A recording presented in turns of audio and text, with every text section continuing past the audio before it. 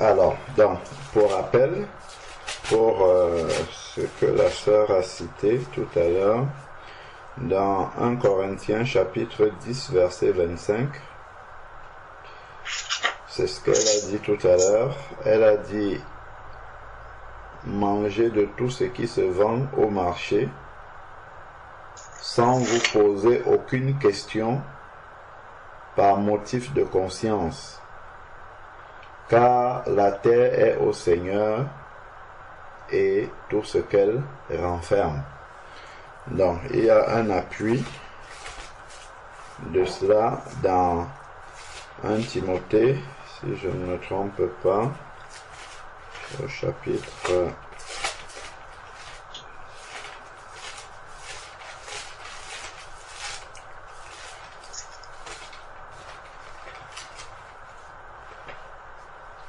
dans 1 Timothée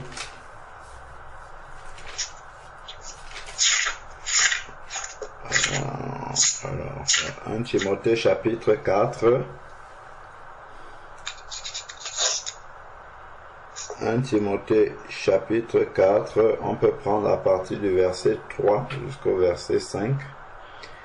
Il est dit, ils prescrivent de ne pas se marier, de s'abstenir d'aliments que Dieu a créés. Donc c'est important en fait de voir comment les versets sont, ce qui est dit là. Donc de s'abstenir d'aliments que Dieu a créés, pour qu'ils soient pris avec action de grâce pour ceux qui sont fidèles et qui connaissent la vérité. Donc Dieu a créé des aliments pour que ces aliments-là soient consommés avec action de grâce, c'est-à-dire avec reconnaissance au Seigneur, pour qu'ils soient consommés avec action de grâce par ceux qui sont fidèles et qui connaissent la vérité. Ceux qui sont fidèles, c'est ceux qui marchent avec Dieu fidèlement et qui connaissent la vérité, c'est-à-dire que ces aliments-là n'ont pas été créés par le diable.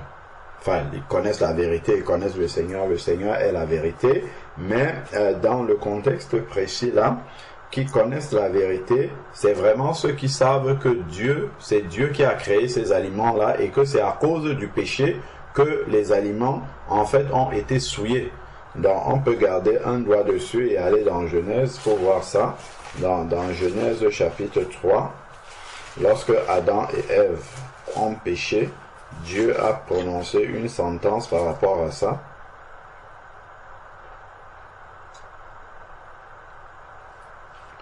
Donc, Genèse chapitre 3, verset 17, Dieu va prononcer une parole. Genèse chapitre 3, verset 17. Bon, avant même de dire Genèse chapitre 3, verset 17, si on regarde un peu avant. Alors, un peu avant,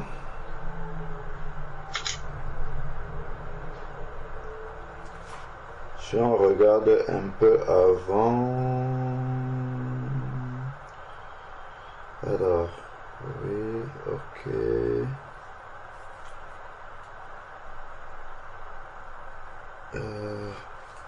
Voilà. Si on prend Genèse chapitre 1, Genèse chapitre 1, à partir du verset 26. Genèse chapitre 1, à partir du verset 26. Dieu dit, faisons l'homme à notre image, selon notre ressemblance, pour qu'il domine sur les poissons de la mer, sur les oiseaux du ciel, et sur le bétail de toute la terre, et sur tous les reptiles qui rampent sur la terre. Dieu créa l'homme à son image, et il le créa à l'image de Dieu. Hommes et femmes, il les créa. Dieu les bénit, et Dieu leur dit, soyez féconds, multipliez-vous, remplissez la terre et soumettez-la. dominer sur les poissons de la mer, sur les oiseaux du ciel et sur tout animal qui rampe sur la terre. Bon, le verset qui nous intéresse est celui-là. Donc, c'était juste pour avoir le contexte. Dieu dit, « Voici, je vous donne toute herbe porteuse de semences et qui est à la surface de la terre, et tout arbre fruitier porteur de semences, ce sera votre nourriture. Et ensuite à tout animal de la terre, tout oiseau du ciel et tout ce qui rampe sur la terre et qui a le souffle de vie, je donne l'herbe verte pour nourriture. » Et il en fut ainsi. Dieu vit alors tout ce qu'il avait fait, et voici, c'était très bon. Il y eut un soir, il y eut un matin, ce fut le 6e jour. Donc Dieu a créé l'homme et il a donné à l'homme pour nourriture. Donc on a vu l'herbe porteuse de semences et puis des arbres fruitiers. Donc ce que Dieu a créé est parfait. Donc ce que Dieu a créé ne pouvait pas provoquer de maladie chez l'homme si l'homme mangeait ça. Ce que Dieu a, parce que c'est parfait, donc la maladie ne fait pas partie de la perfection de Dieu. D'autre part également, ce que Dieu a créé là comme nourriture pour l'homme n'avait pas la marque de la souillure, parce que c'est avec le péché que la marque de la souillure va venir dans la nourriture. Donc, et c'est cela que nous voyons dans Genèse chapitre 3 au verset 17. Genèse chapitre 3 verset 17.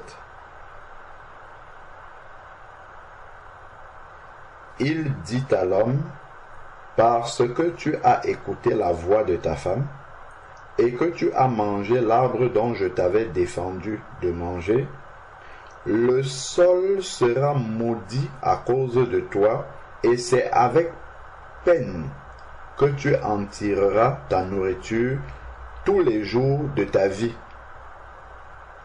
Il te produira le sol des chardons et des broussailles, et tu mangeras l'herbe des campagnes. C'est à la sueur de ton visage que tu mangeras ton pain jusqu'à ce que tu retournes dans le sol d'où tu as été pris, car tu es poussière, et tu retourneras dans la poussière.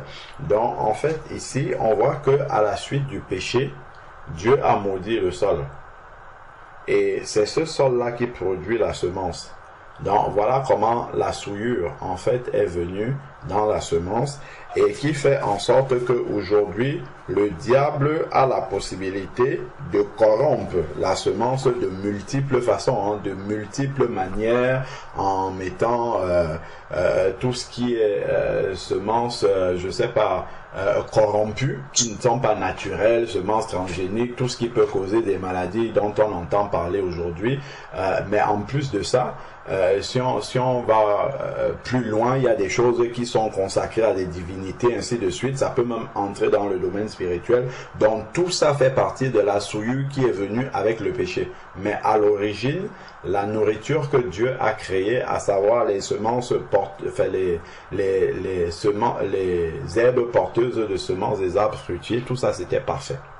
Donc quand on revient dans 1 Timothée chapitre 4, c'est déjà pour comprendre, parce que là la déduction en fait que tu poses par rapport aux produits cosmétiques et des vêtements, c'est l'application de ce que la parole dit par rapport à la nourriture. Donc il faut déjà comprendre ce que c'est afin de pouvoir examiner si on peut l'appliquer pour les produits cosmétiques et les autres. Il faut déjà comprendre pour le domaine de la nourriture ce qui se passe.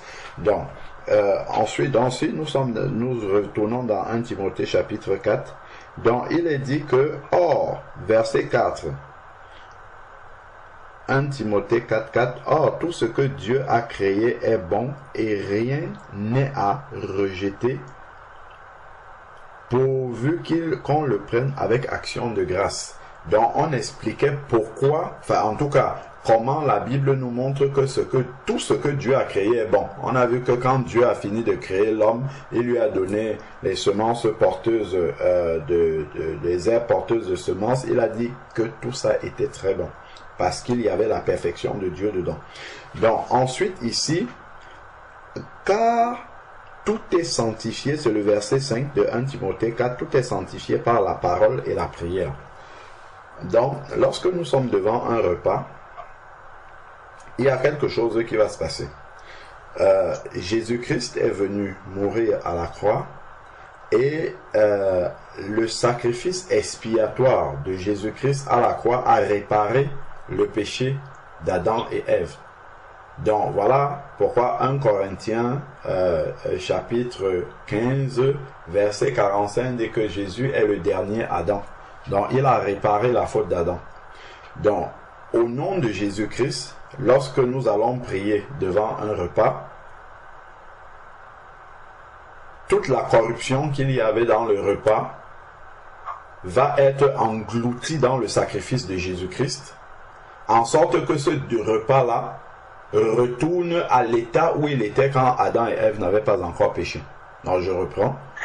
Lorsque on prie et on invoque le nom de Jésus-Christ sur un repas, toute la souillure qu'il y a dans ce repas, que ce soit la corruption de la nature, enfin la corruption par des produits mélangés, tel qu'on peut le voir aujourd'hui, une agriculture qui n'est pas saine, que ce soit les prières qu'on peut faire, je prends par exemple la viande halal ou bien peu importe le type de viande, sur lesquelles on peut avoir prié sur invoquer des noms des divinités qui ne glorifient pas le Seigneur. Le nom du Seigneur Jésus-Christ invoqué dessus ôte toute la souillure qu'il y a dessus et fait retourner ces aliments-là à l'état où Dieu avait dit qu'ils sont très bons, parce que Dieu les avait créés bons. D'ailleurs, les animaux, c'est pareil aussi. Quand Dieu a créé les animaux, si on retourne dans Genèse, les animaux ont été créés parfaits, aucun n'était souillé. Aucun de ces animaux-là n'était souillé. C'est le péché toujours d'Adam et Ève qui a souillé les animaux même, en sorte qu'on est des animaux impurs, qu'on est et même qui a donné donc la possibilité aujourd'hui que le diable puisse venir mettre son ingrédient en faisant en sorte que il y ait des incantations sur des viandes par exemple, et que en mangeant ça, en fait finalement on mange des viandes sacrifiées aux idoles. Mais au final, lorsque on invoque le nom de Jésus-Christ, le sacrifice de Jésus-Christ, toute la souillure qu'il y a, quel que soit le type de souillure qu'il y a sur ces aliments-là, c'est englouti totalement dans la mort de Jésus-Christ à la croix, dans le sacrifice de Jésus-Christ à la croix. Et ce sacrifice-là, puisque toute la souillure est engloutie, le repas que nous avons sur la table retourne donc à cet état-là d'avant le péché, puisque Jésus a effacé le péché, retourne à l'état dans lequel il était avant le péché, à savoir quand Dieu a dit que c'est très bon. Donc, il n'y a plus de souillure dessus. Donc, voilà comment nous pouvons manger, prier sur tout aliment, que peu importe le type d'aliment, on a dit ici, de 1 Corinthiens 10, 25, sans vous préoccuper par motif de conscience, mangez de tout ce qui se vend. Donc peu importe ce qui se vend, on parle bien de la nourriture, hein. Mangez de tout ce qui se vend au marché, parce que le Seigneur, la prière au nom de Jésus-Christ sanctifie ça, c'est-à-dire ramène ça à l'état dans lequel Dieu les a créés initialement, et il a dit ceci est bon. Donc voilà déjà la première étape à comprendre pour pouvoir répondre à la première question. Maintenant, les produits cosmétiques et tout que nous pouvons utiliser. Bon.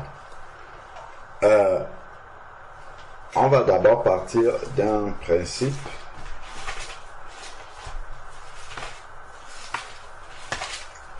Si nous prenons le psaume 139. Dans le psaume 139, il y a une parole que David va dire.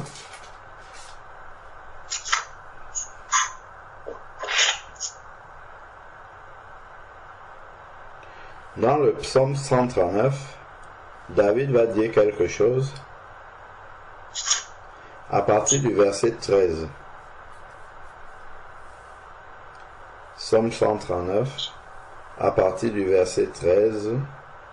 C'est toi qui as formé mes reins, qui m'as tenu caché dans le sein de ma mère.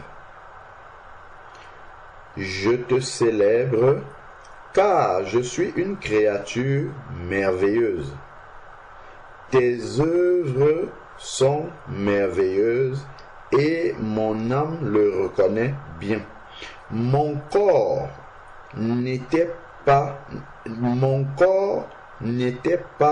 caché devant toi lorsque j'ai été fait en secret, tissé dans les profondeurs de la terre. N'oublions pas, l'homme a été tiré de la terre, il retournera dans la poussière. Verset 16. Quand je n'étais qu'une masse informe, tes yeux me voyaient, et sur ton livre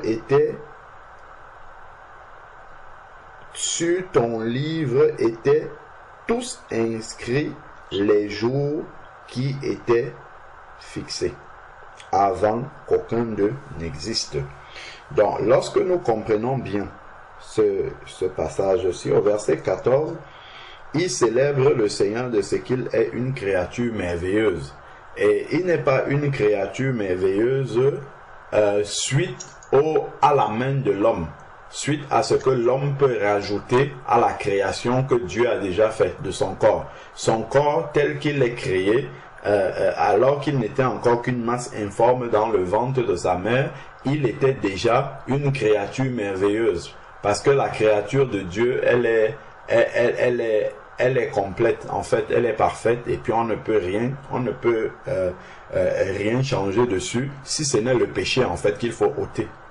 Voilà.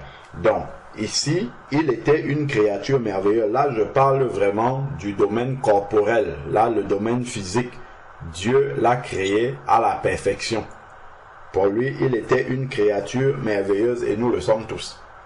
Donc, maintenant, le produit cosmétique, la question qu'on peut se poser, est-ce que c'est Dieu qui l'a créé?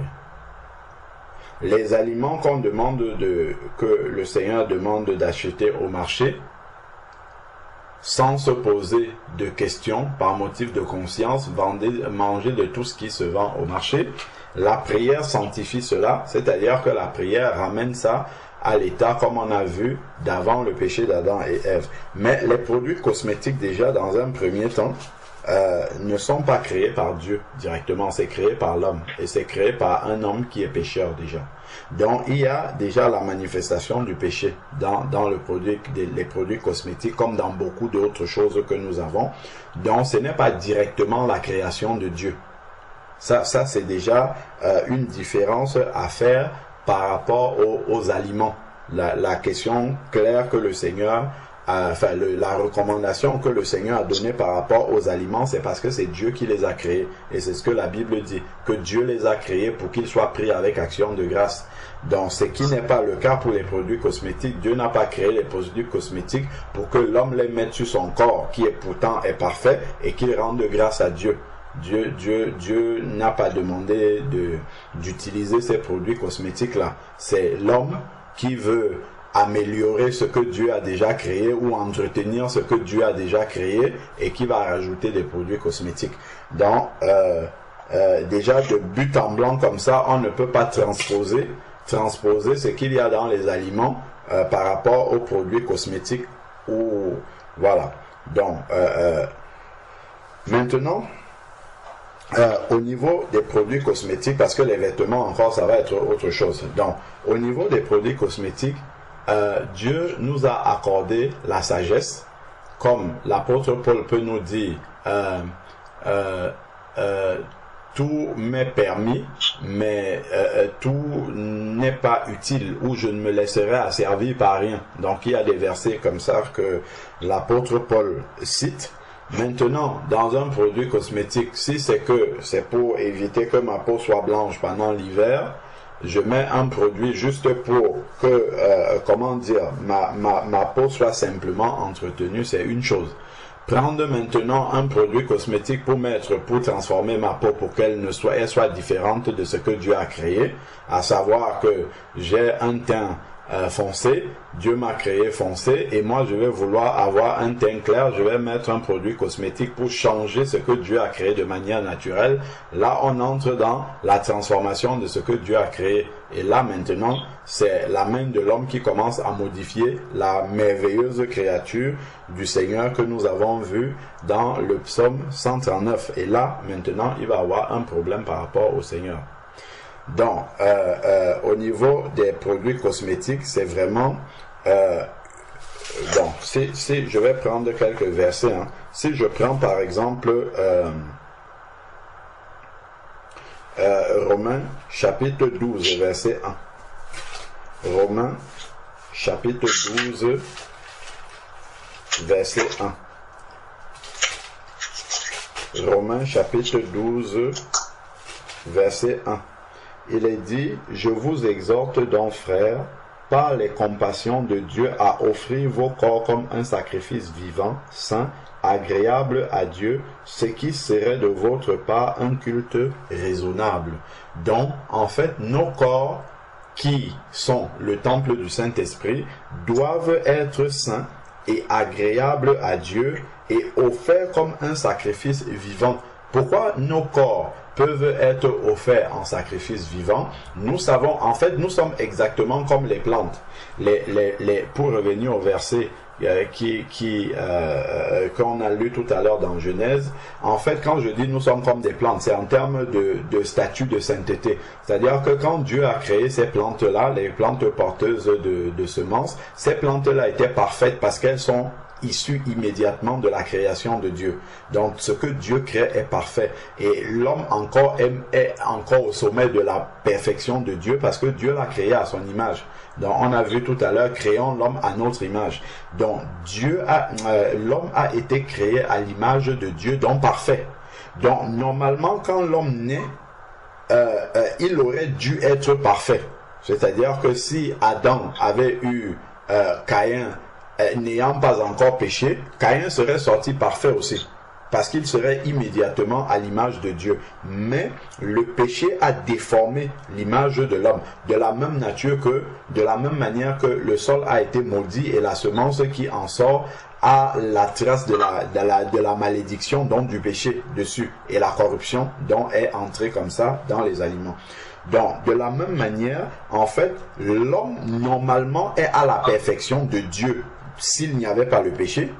Donc, l'homme, une fois qu'il sort du ventre de sa maman, il est né dans le péché, il a le péché, et que Dieu pardonne ce péché-là, en fait, le Saint-Esprit vient pour redonner à l'homme, en fait, l'image qu'il avait dès le départ, c'est-à-dire qu'il était l'image de Dieu.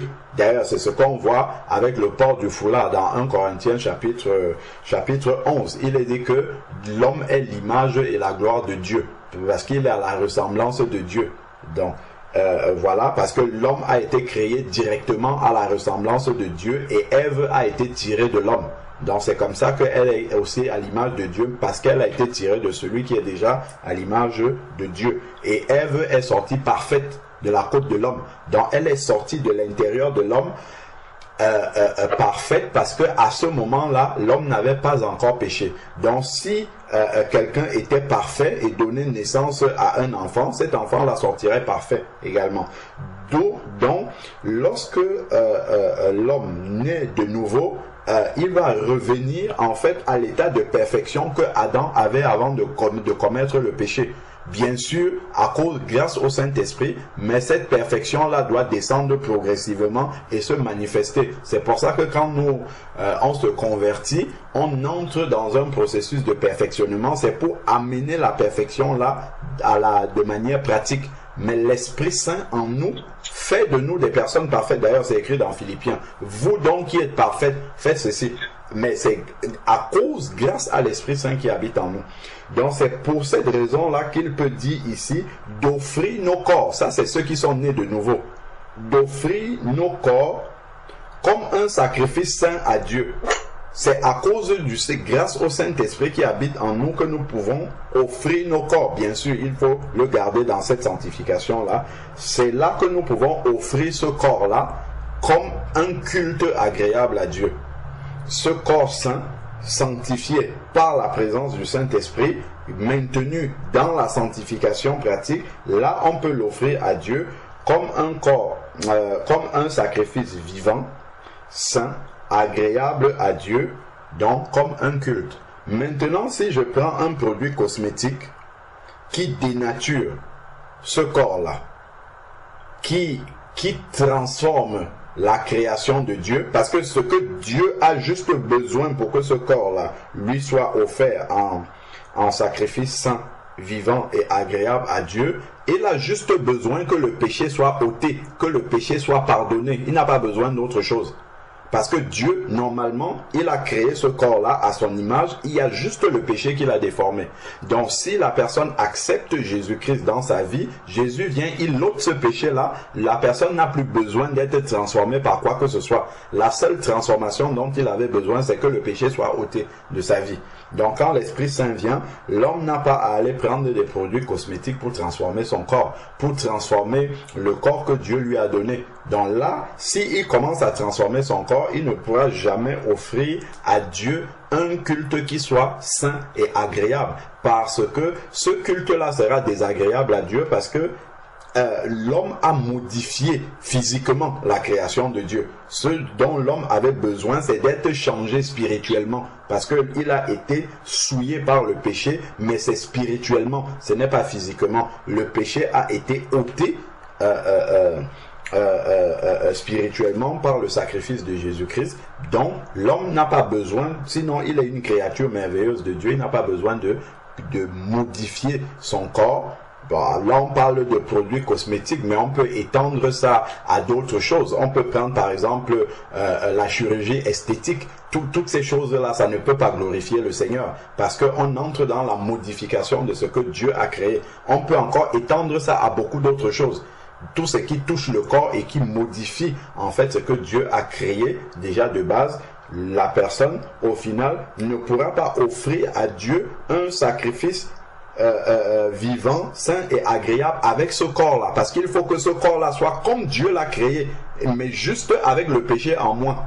Donc ce corps-là est confessé Jésus-Christ qui ôte le péché. À ce moment-là, ce corps-là peut rendre gloire au Seigneur. Donc je crois qu'il y a également Éphésiens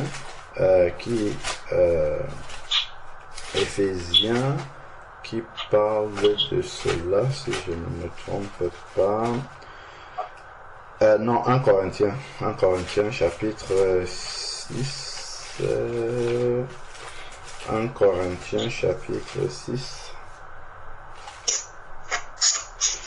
Alors, 1 Corinthiens chapitre 6, verset 19 à 20.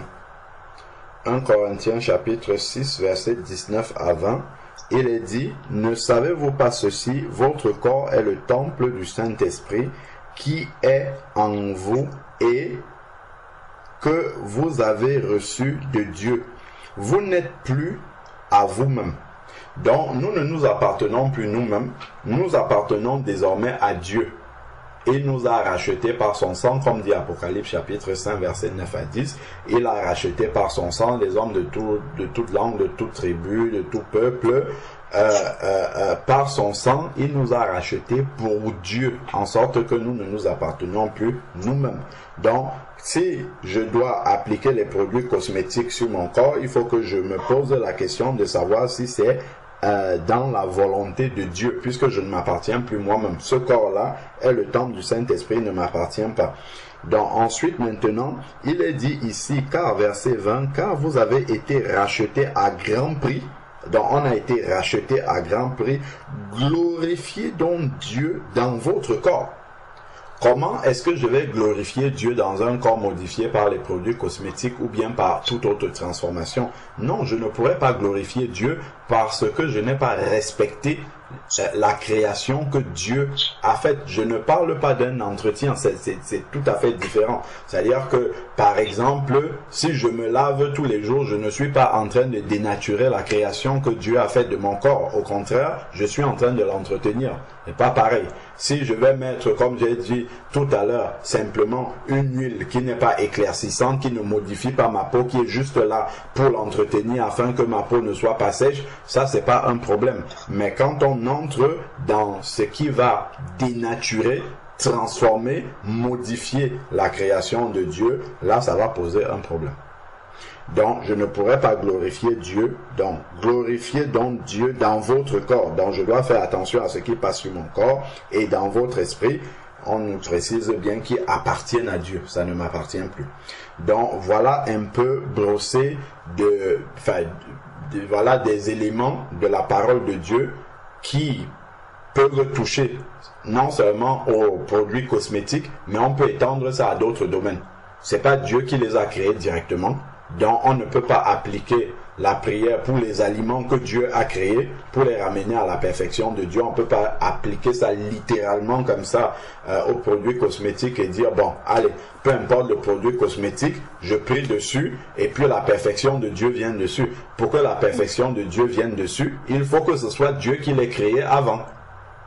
Et donc la prière dessus va juste ôter le péché, la souillure qu'il y a dessus, et ça reviendra à l'état d'origine dont Dieu l'avait créé dans la perfection. Ce qui n'est pas le cas pour les produits cosmétiques. C'est pas Dieu qui a créé ça. Donc, par rapport aux produits cosmétiques, on doit plus utiliser ces versets qui nous parlent du corps et de ce que représente le corps pour Dieu, ce corps qui doit être offert comme un culte à Dieu, et de voir donc ce qui doit toucher mon corps ne doit pas le modifier par rapport à la création que Dieu a fait de ce corps-là dès l'origine. Je ne dois pas modifier ce corps-là, je dois le garder saint. La seule modification dont mon corps a besoin, c'est que le péché soit ôté.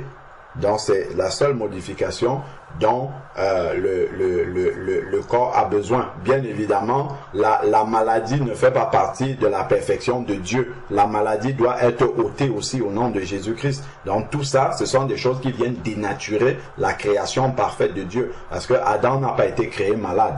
Ni Ève d'ailleurs, ils n'ont pas été créés malades, ou bien ils n'ont pas été créés habités de démons.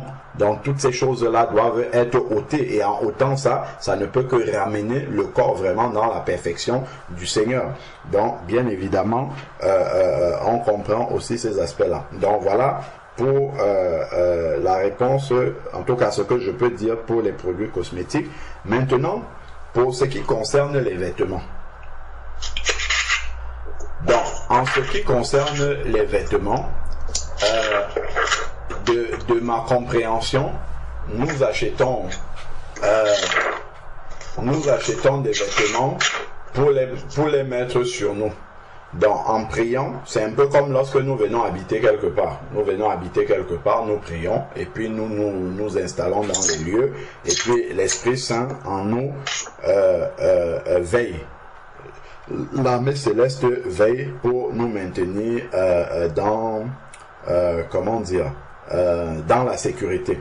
Donc, en ce qui concerne les vêtements maintenant, pour ma part, les vêtements, on les met sur nous, on prie, bien évidemment, on prie lorsqu'on les a. Les vêtements ne modifient pas la création même de Dieu, le corps, ça ne touche pas, parce qu'on parle de glorifier Dieu dans notre corps. Donc, le vêtement en lui-même, je parle de manière générale, le vêtement ne modifie pas la création de Dieu. Donc, le vêtement ne sera pas d'emblée comme ça un problème pour Dieu. Puisque c'est Dieu lui-même, lorsque Adam et Ève ont péché dans Genèse chapitre 3, il va aller tuer un animal pour faire des vêtements de peau et donner à Adam et Ève pour couvrir leur nudité. Donc le vêtement de manière générale comme ça ne va pas poser problème à Dieu.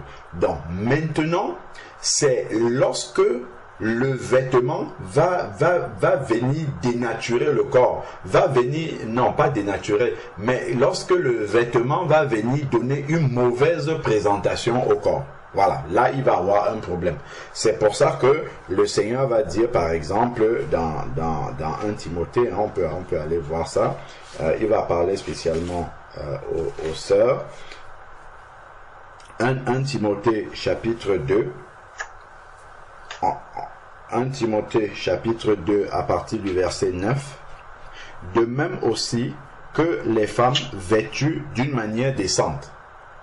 Donc on voit que le vêtement c'est bien, ça ne dénature pas le corps que Dieu a créé, qui doit être offert à Dieu comme un sacrifice saint, agréable, un culte raisonnable à Dieu. Ça ne modifie pas cette création, mais par contre, si le vêtement n'est pas porté correctement, ça peut faire en sorte que le corps devienne indécent dans sa présentation.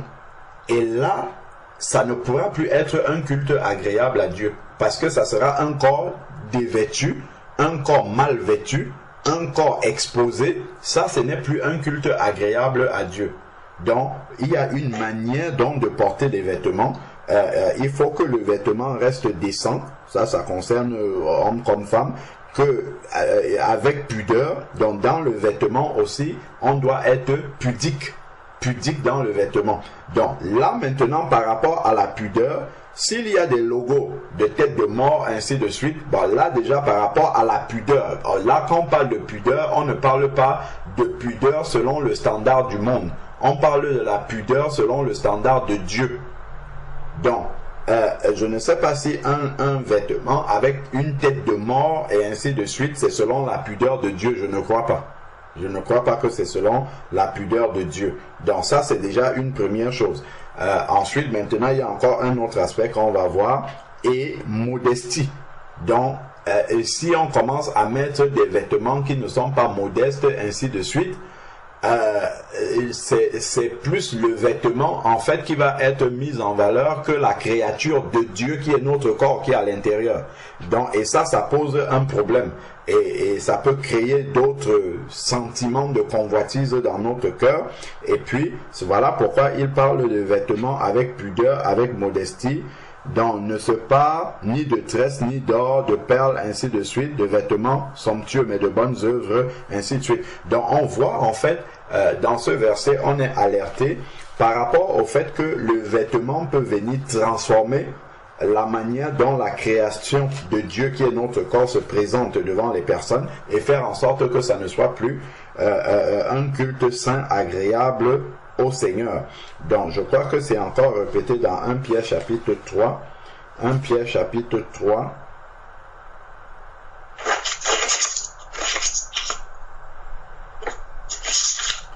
Alors, verset 3-4. Voilà, verset 3-4, où il dit: n'ayez pas pour parure extérieure les cheveux tressés, ornements d'or, manteau élégant, ainsi de suite. Donc, on voit en fait comment le Seigneur rappelle encore ce qui peut venir quelque part transformer la manière dont on présente à l'autre cette créature de Dieu qui est notre corps.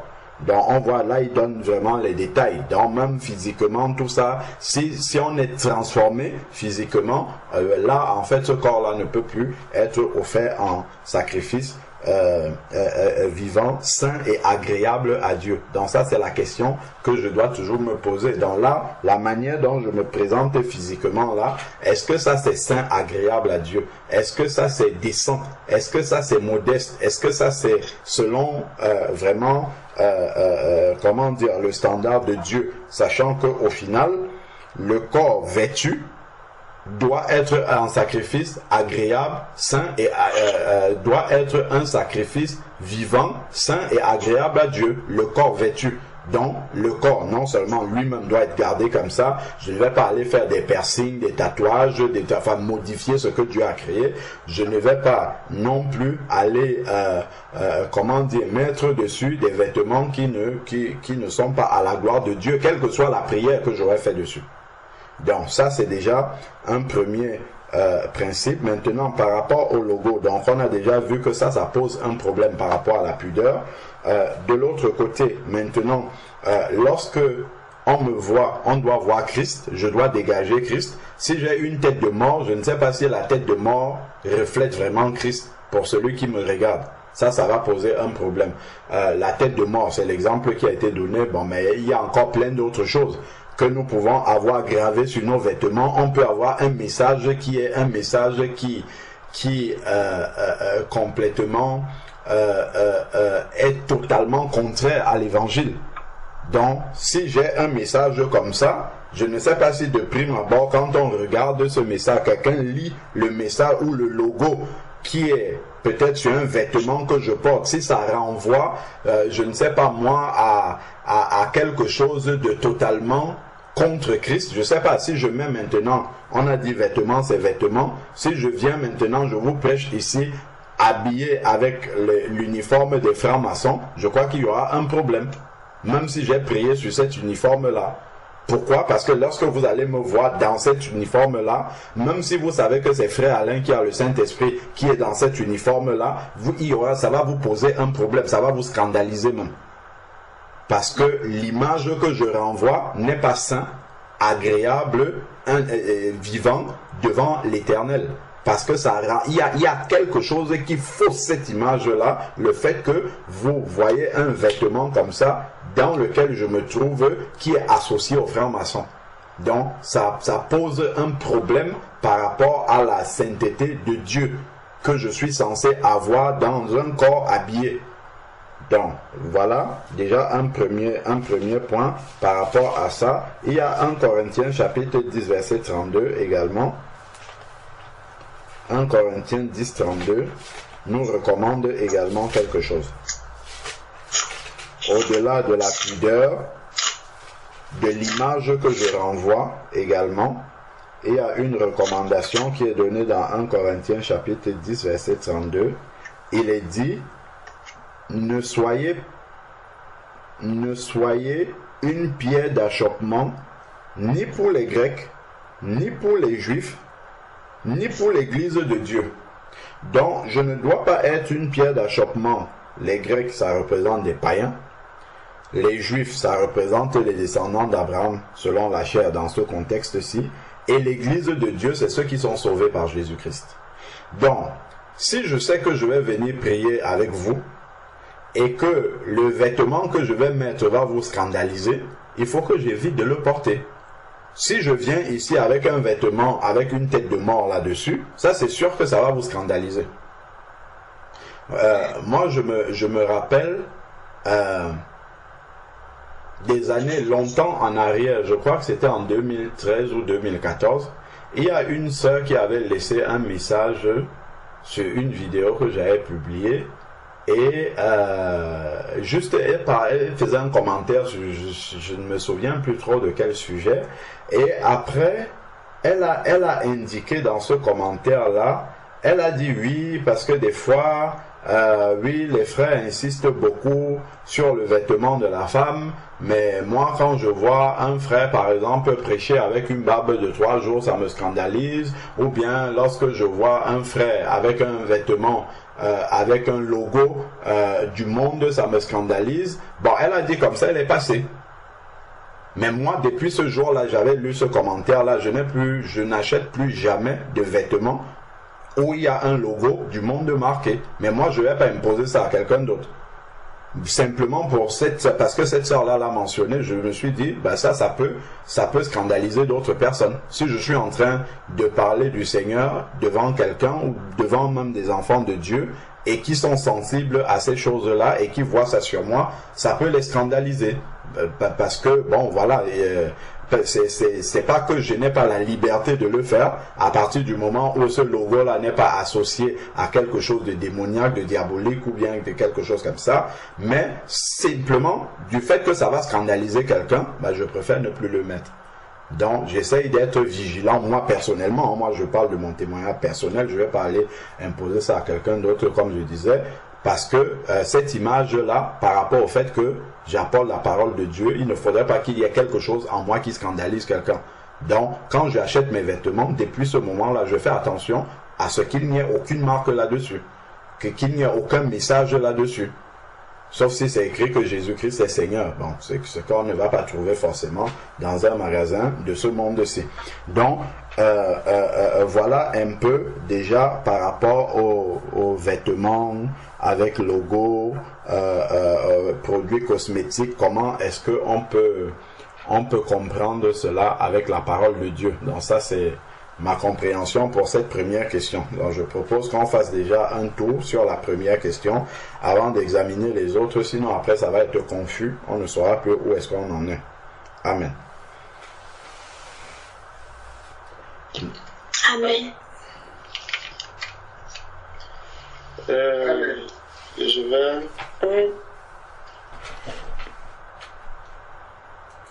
Je vais rebondir d'abord sur le maquillage et les produits cosmétiques.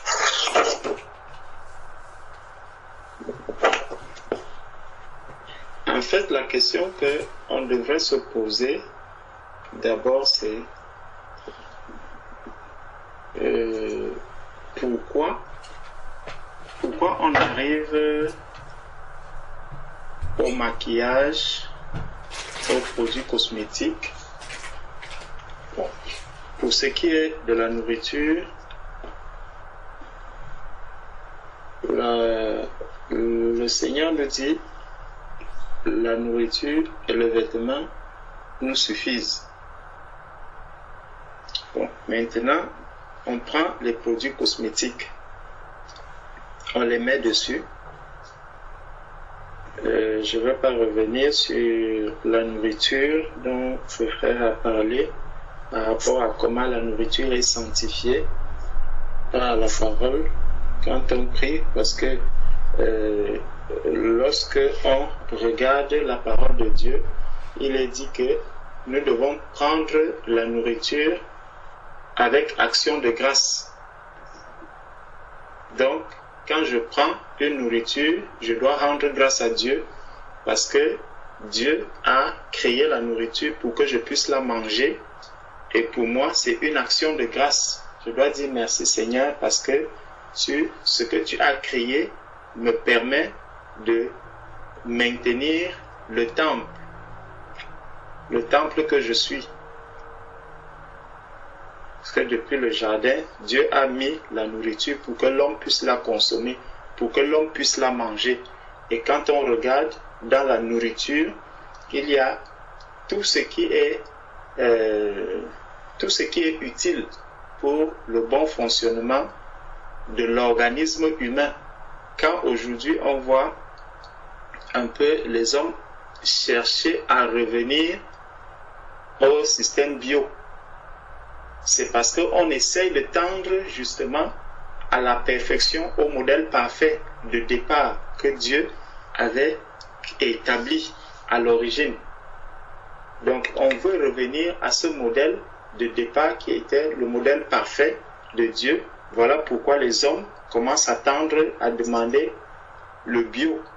Et le bio aujourd'hui, ça coûte les yeux de la tête. Donc, est-ce que même ce bio, aujourd'hui, on peut encore l'avoir quand on regarde un peu le niveau de pollution qu'il y a dans le monde aujourd'hui? On comprend qu'il est très très difficile de retrouver encore le bio. Donc, même les agriculteurs, les personnes même qui pratiquent ce bio, l'agriculture à partir de la terre qui n'utilise pas les produits chimiques, aujourd'hui, il est très difficile, voire impossible, de trouver encore la nourriture saine. Par contre, le chrétien, celui qui a l'Esprit de Dieu en lui, il a cette grâce de pouvoir transformer cette nourriture et la rendre saine, comme à l'origine. En rendant grâce au Père, parce que lorsque Dieu te donne la nourriture, si tu rends grâce à Dieu de ce que Dieu t'a donné la nourriture, le Seigneur dit que il ne peut pas te donner, tu ne peux pas demander il a dit quoi? Un poisson et il te donne un scorpion. Bon, bref. Donc, si tu demandes la nourriture à Dieu, Dieu va te donner une nourriture qui est saine. Donc, en rendant grâce à Dieu, avec un plat devant, en disant, Père, je te rends grâce de ce que ce manioc, par exemple, ce manioc, je te rends grâce de ce que tu me permets de manger le manioc aujourd'hui. Comme c'est Dieu qui te le donne, en ce moment-là, c'est un manioc qui est sain. C'est le manioc que Dieu a créé depuis l'origine. Donc ça change la manière de... Et ça, cette parole-là, je dois la saisir par la foi. Donc même quand je prie pour la nourriture, il faudrait que j'ai la foi, que la prière, l'action de grâce que je prononce en ce moment-là, c'est par la foi. Et je reçois par la foi que cette nourriture a été sanctifiée par le Seigneur et elle a été rétablie comme un plat venant directement du Seigneur. Le Seigneur a préparé ce plat et il me l'a donné. Donc, par contre, pour ce qui concerne les produits cosmétiques, on va donc se demander, mais pourquoi est-ce que on arrive aujourd'hui à parler des produits cosmétiques? On arrive aujourd'hui à parler des produits cosmétiques, si tant est que la parole de Dieu nous dit que déjà, en majorité, parler de produits cosmétiques, c'est parler de la femme, donc l'entretien de la femme. Généralement, bon, c'est vrai qu'aujourd'hui, avec tout ce que nous rencontrons dans le monde, tout ce que nous voyons dans le monde aujourd'hui, on voit aussi des hommes qui commencent à se décaper, qui commencent à faire ceci. Mais quand on va demander pourquoi est-ce que l'homme se décape, pourquoi est-ce que la femme, par exemple, se décape, quelles sont même les conséquences de ce décapage par rapport à la peau, par rapport à l'organisme humain. Le Seigneur nous dit dans 1 Corinthiens chapitre 3, prenons 1 Corinthiens chapitre 3,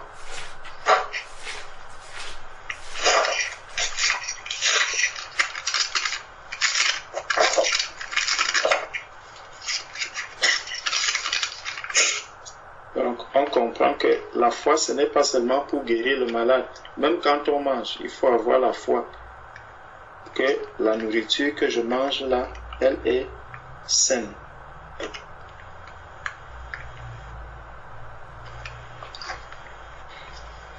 En Corinthiens chapitre 3, à partir du verset 16. Ne savez-vous pas que vous êtes le temple de Dieu et que l'Esprit de Dieu habite en vous? Si quelqu'un détruit le temple de Dieu, Dieu le détruira. Si quelqu'un détruit le temple de Dieu, Dieu le détruira, car le temple de Dieu est saint et c'est ce que vous êtes. Que nul ne s'abuse lui-même. Si quelqu'un parmi vous pense être sage selon ce siècle, qu'il devienne fou afin de devenir sage. Donc, quand on prend les produits cosmétiques, on prend un produit cosmétique. Déjà, la majorité des produits cosmétiques, c'est des produits chimiques. C'est des produits chimiques. Donc, des personnes commencent à chercher des produits cosmétiques qui sont naturels et tout et tout. C'est tout cela.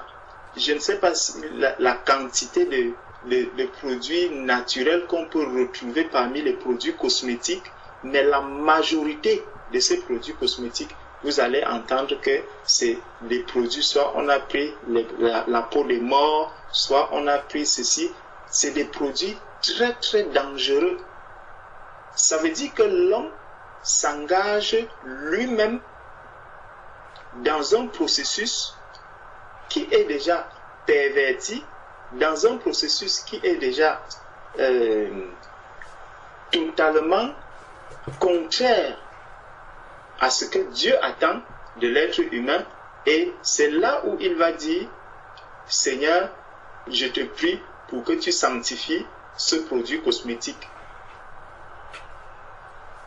Cette prière, elle ne peut pas tenir devant Dieu.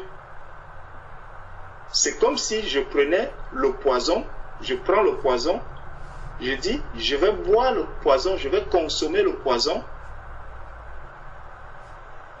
et je dis, Seigneur, sanctifie ce poison, mais je le prends quand même pour le boire. Ce n'est pas possible. Pas comme ma sœur disait, que tenter, là tu es en train de tenter Dieu, et là tu vas assumer les conséquences. Donc Dieu ne peut pas sanctifier un poison pour que quelqu'un le prenne. Ce n'est pas possible. Quand le Seigneur dit que voici les miracles qui accompagneront ceux qui auront cru dans Marc 16. En mon nom, s'ils boivent quelques breuvages mortels, il ne leur arrivera rien. C'est que j'arrive, j'ai quelque chose à boire. Si quelqu'un m'a empoisonné et que je ne suis pas au courant de ce qui se passe, de ce qui est là-dedans, je vais boire cette eau. Si c'est l'eau qui a été empoisonnée, je prends cette eau, je finis de prier, je rends grâce au Seigneur, je prends l'eau, je la bois. Effectivement, puisque j'ai la foi que l'eau que je suis en train de boire a été sanctifiée. Donc, Seigneur, merci parce que tu m'as donné de l'eau. Le Seigneur ne peut pas me donner une eau qui est mauvaise. Donc, je vais boire cette eau et en buvant cette eau viendra désaltérer ma soif. Tout simplement, elle est rentrée à l'état origine. Voilà pourquoi le poison qui se trouve dans cette eau-là n'aura aucun effet sur moi. Parce que j'ai rendu grâce à Dieu, parce qu'il a été sanctifié par Dieu. C'est exactement la même chose avec la nourriture que nous consommons.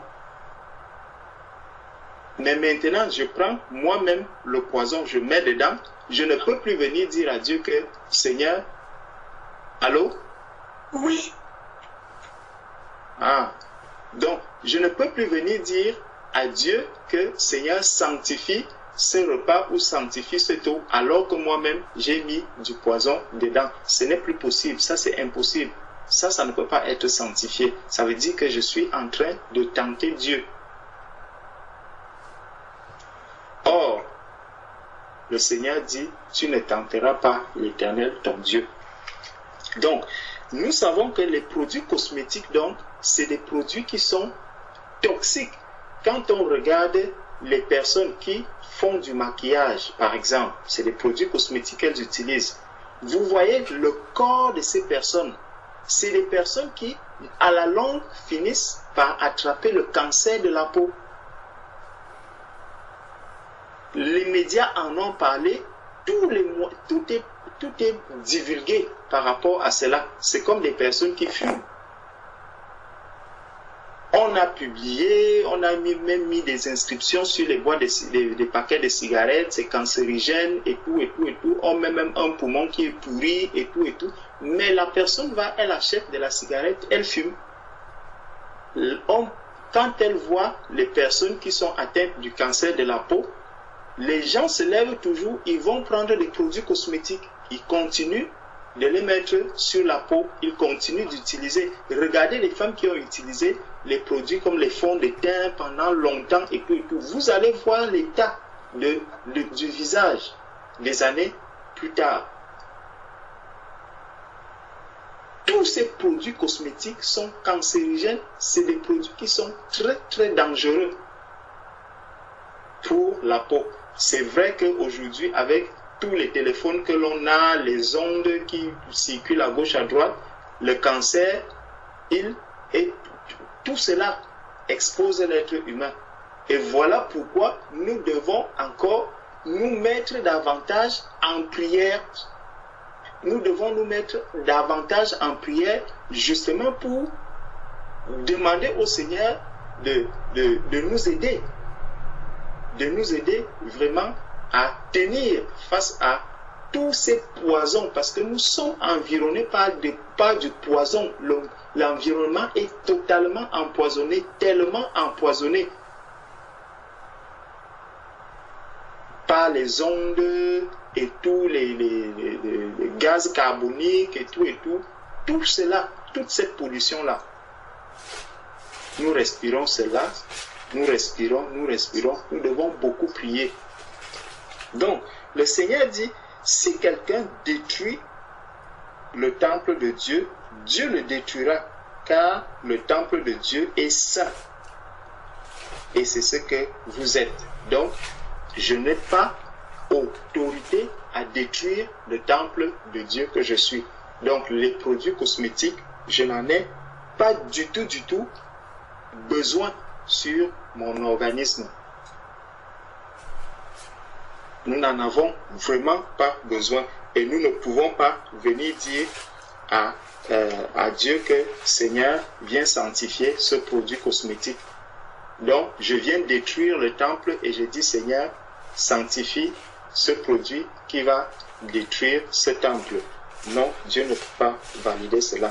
Donc, quand on regarde les raisons pour lesquelles les personnes se décapent ou utilisent ces produits cosmétiques.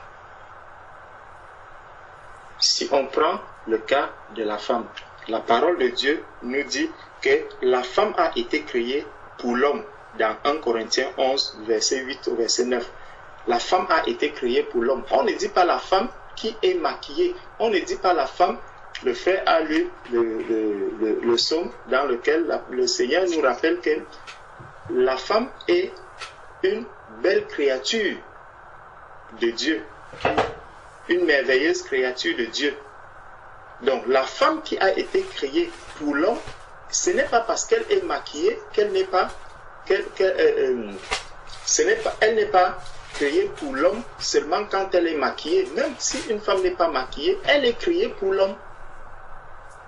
Dans le cadre d'un mariage. Parce que ce n'est pas seulement les célibataires qui se maquillent, il y a aussi les femmes mariées qui se maquillent. Donc toute femme, elle reste une femme, même sans maquillage. Elle ne va pas changer. Elle reste toujours une créature merveilleuse et elle a toujours été, elle reste créée pour l'homme. Elle continue d'être l'aide de l'homme. Et la parole de Dieu vient encore nous dire, toujours dans 1 Corinthiens 11, que la femme est même la gloire de l'homme. Donc, il ne dit pas que parce que la femme est, tu vas devenir une plus grande gloire si tu mets des produits cosmétiques. Non, il n'y a pas de degré dans cette gloire-là. La femme est la gloire de l'homme et elle reste la gloire de l'homme.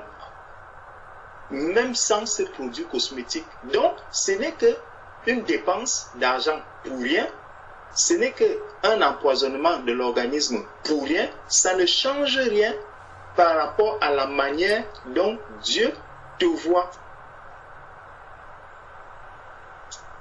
En tant que gloire de l'homme. Avec ou sans maquillage, la femme reste la gloire de l'homme.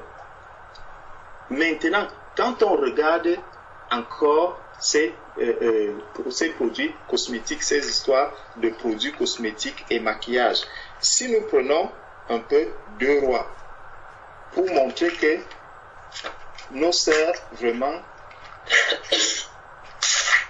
maquillage, produits cosmétiques, nous devons faire très attention. Frère parlait de l'apparence tout à l'heure. Si nous prenons 2 Rois, chapitre 9, au verset 30,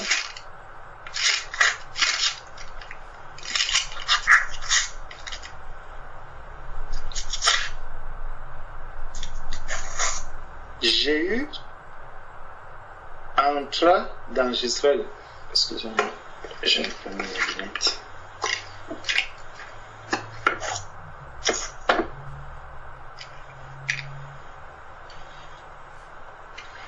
Jéhu entra dans Israël. Jézabel l'ayant appris, mit du fard à ses yeux, se para la tête et regarda par la fenêtre. Donc, on voit le genre de femmes qui se maquillent ici, qui mettent des fards. C'est les femmes Jézabel.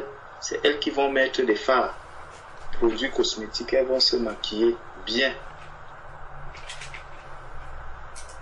Est-ce que ça, c'est le modèle de la femme chrétienne? Est-ce que ça, c'est le modèle de la femme qui veut servir, qui fait profession de servir Dieu? Est-ce que c'est son modèle ici, Jézabel? Il y a encore dans Jérémie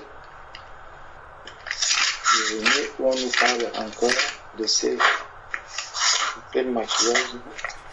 Jérémie, c'est souvent Jérémie 4.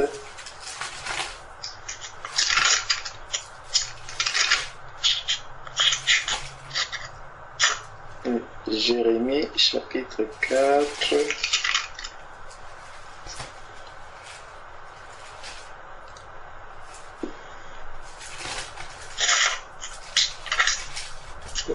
Voilà.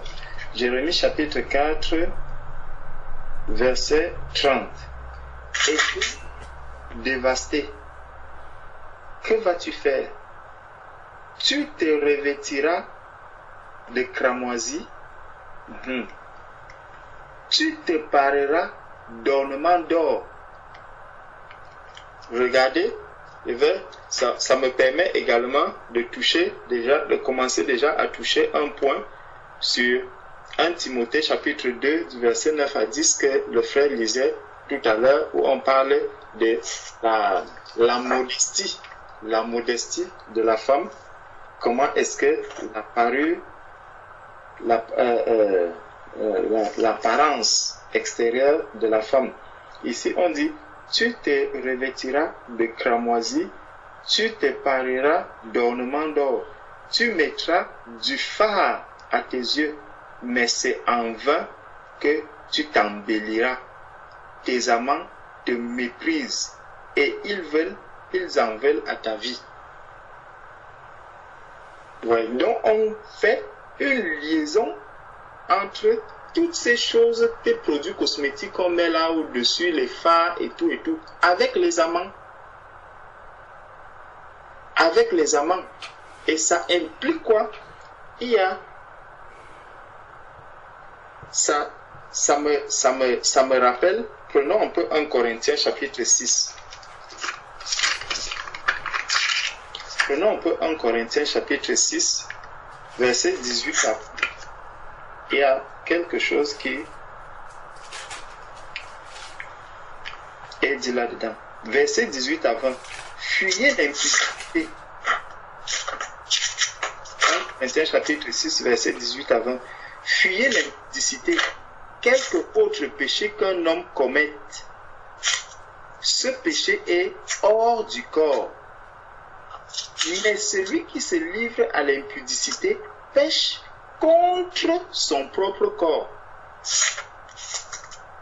Donc, lorsque je détruis le temple de Dieu, je suis en train de pécher contre mon propre corps également. Exactement comme celui qui se livre à l'impudicité. Je suis en train de pécher contre mon propre corps. C'est ce qu'on nous dit ici. Que celui qui pêche, celui qui se livre à l'impudicité pêche contre son propre corps. Et il vient encore rappeler, ne savez-vous pas que votre corps est le temple du Saint-Esprit qui est en vous, que vous avez reçu de Dieu et que vous ne vous appartenez point à vous-même.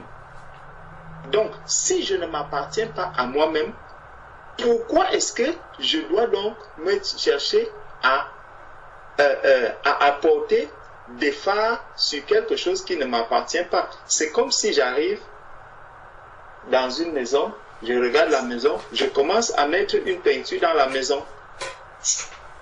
La maison ne t'appartient pas. Quand le propriétaire de la maison te voit en train de peindre les murs et tout, il va te dire, mais, monsieur, je vous ai invité pour manger, mais là, ce que vous êtes en train de faire, ça n'a pas de sens. S'il y avait possibilité, il appellerait, par exemple, peut-être le SAMU. Okay? J'ai quelqu'un ici qui n'est pas bien. Venez le chercher. Donc, la personne qui est consciente qu'elle est le temple du Saint-Esprit et qu'elle ne s'appartient pas elle-même, va s'abstenir d'apporter des produits cosmétiques qui détruisent le temple du Seigneur qu'il est. Donc, ça, si on revient dans Jérémie, on était dans Jérémie 4, verset 30, et pour dévaster, que vas-tu faire? Tu te revêtiras de cramoisi, tu te parieras d'ornements d'or, tu mettras du fard à tes yeux, mais c'est en vain que tu t'embelliras. Tes amants te méprisent. Ils en veulent à ta vie. Donc, ce n'est pas parce que on aura mis tous ces produits cosmétiques, ce n'est pas parce qu'on aura embelli cet aspect extérieur que ça va changer quelque chose par rapport à même la gloire de l'homme. Ni même ça ne fera pas de toi quelqu'un d'extraordinaire. Au contraire, tu auras dépensé ton argent pour rien. Donc, voilà ce que je pouvais ajouter par rapport aux produits cosmétiques. Si on regarde maintenant le problème du vêtement, il y a quelque chose que le frère disait tout à l'heure quand il parlait du vêtement. On peut voir que, en réalité, le premier vêtement qui a été introduit dans le monde, ce premier vêtement, ce n'est pas Dieu qui l'a donné. C'est là où le problème du vêtement est. Ce n'est pas un problème qui date d'aujourd'hui. Le problème du vêtement, il est arrivé juste après le péché. Quand il y a eu le péché, Adam et Ève ont constaté qu'ils étaient nus. Eux-mêmes ont fabriqué des vêtements avec des feuilles. Ils ont fabriqué des vêtements avec des feuilles. Et c'est des vêtements qui ne les couvraient pas. Quand on regarde comment les gens s'habillent aujourd'hui, quand on nous dit que le monde est sous la puissance du malin, le monde est sous la puissance du malin. Les hommes aujourd'hui, vous voyez des femmes qui marchent nues. Elles montent et descendent. Quand vous arrivez sur une plage, c'est encore terrible. Genèse chapitre 2 au verset 25. On nous dit, l'homme et sa femme étaient tous deux nus et ils n'en avaient point honte. Ça c'est péché. Ils étaient tous deux nus et ils n'avaient pas honte de leur nudité.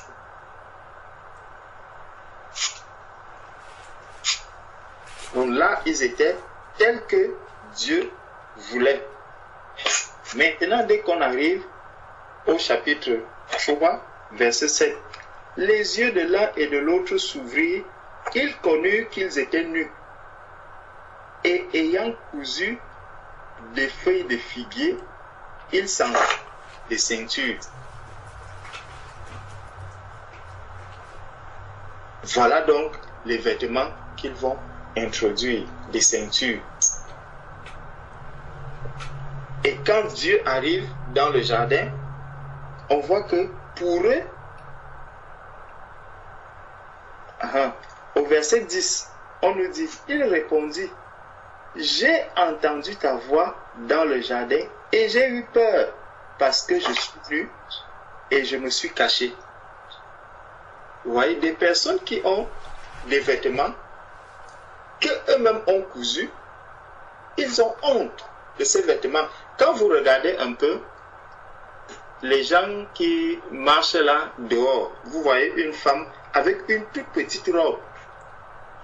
Dès que le vent commence à souffler, elle n'est plus à l'aise. Elle commence à tirer sa robe vers le bas. Mais pourquoi tu te donnes donc autant de peine? Elle commence à tenir la robe. Elle tient la robe. Tu vas acheter une chemise à la boutique. Tu la mets comme étant une robe. Et il suffit d'un petit vent. Même si c'est une voiture qui passe, elle va tenir la robe. Ici, Adam et Ève, lorsqu'ils ont mis leurs propres vêtements, dès que Dieu est arrivé, ils sont allés se cacher. Parce que ce n'est pas des vêtements qui correspondent à ce que Dieu attend. L'homme a décidé de créer lui-même sa propre mode, sa propre manière de se vêtir. Et cette manière de se vêtir, à lui-même, lui crée des problèmes. Tout ce que l'homme essaye de faire de lui-même finit par lui créer des problèmes. On crée des aliments génétiquement modifiés, des OGM. À la fin, c'est des problèmes. L'homme crée des produits cosmétiques, c'est des problèmes. L'homme décide de créer lui-même ses propres vêtements, encore, c'est des problèmes. Et tout ça coûte excessivement cher.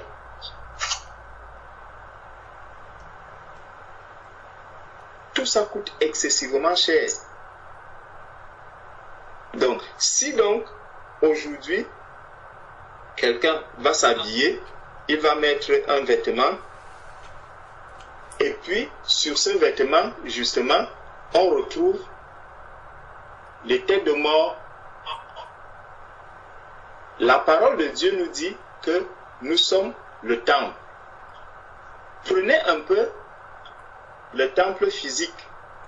Le temple physique, même si c'est l'église, arrivé un peu à l'église catholique, vous mettez à l'extérieur une tête de mort avec les tags. Vous taguez cela avec une tête de mort. Vous allez voir ce que la police va vous faire. Vous allez être recherché. Parce que vous êtes allé profaner un temple. C'est la même chose que nous faisons. Lorsque je prends le temple du Seigneur que je suis et que je vais peut-être faire un tatouage avec une tête de mort sur ma main, ou je mets un vêtement avec une tête de mort dessus, je suis en train de profaner. Je mets en liaison le temple saint que je suis avec la mort.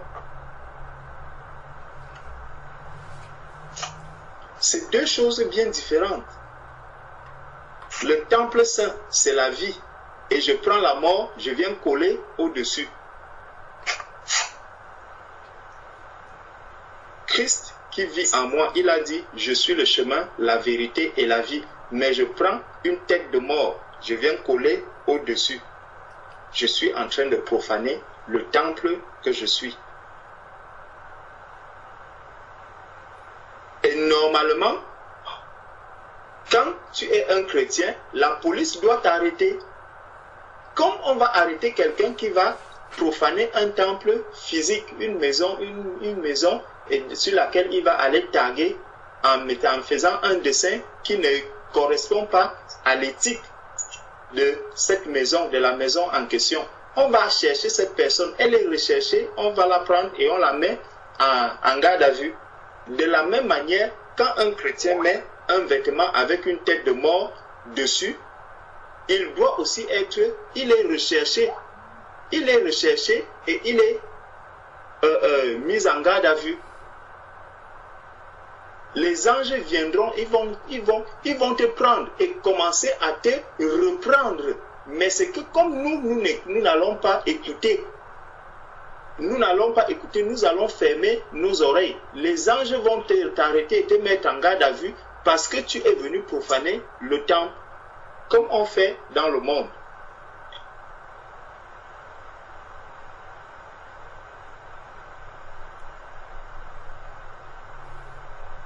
Et déjà dans Lévitique, je crois dans Lévitique 20,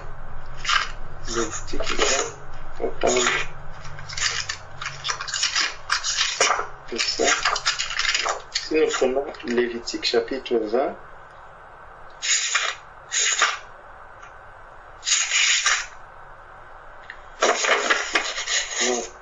Lévitique chapitre 20, verset 3. Et moi, je tournerai ma face, commençons verset 1, comme c'est pas long.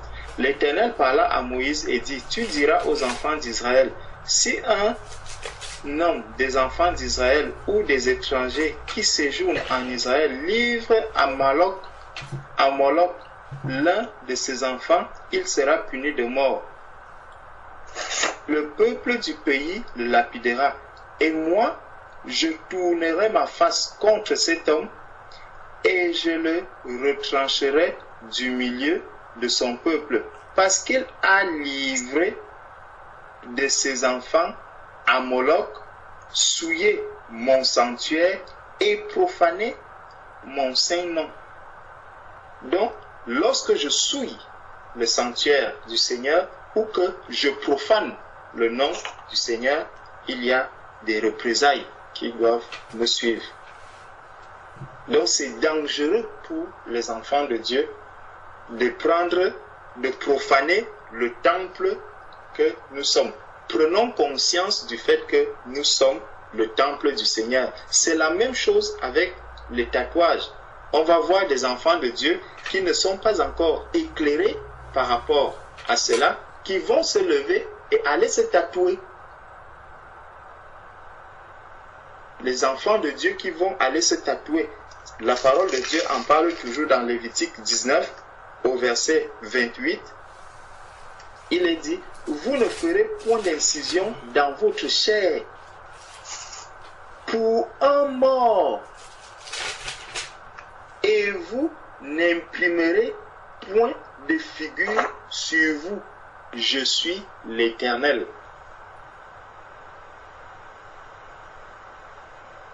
Donc, si je ne peux pas faire, si le Seigneur m'interdit de faire des incisions sur ma chair pour un mort, je ne crois pas que, en le mettant, comme ce n'est pas sur ma chair et que je le mets dessus, c'est là que le Seigneur va agréer. Non. Je n'ai pas à faire la propagande des morts. Je n'ai pas à faire la publicité des têtes de mort. Ça n'a aucun rapport avec la marche chrétienne.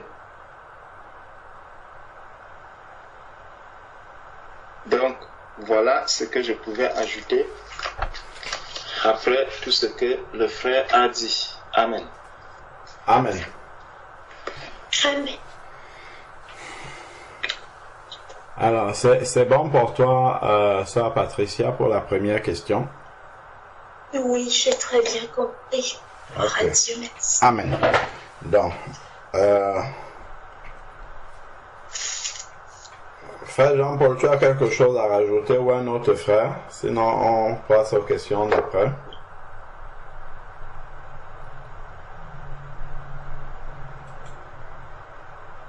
Bon, visiblement pas. Donc, on va prendre la deuxième question. Cette question, c'est savoir si on peut prier le Saint-Esprit. Alors, non. C'est important. Lorsque on a une question comme ça, est-ce qu'on peut prier le Saint-Esprit? Il y a une manière rapide de le savoir. C'est de revenir toujours à Éphésiens chapitre 2 verset 20. Éphésiens chapitre 2 verset 20 nous dit, Éphésiens chapitre 2 verset 20 doit être notre boussole. Éphésiens 2 20.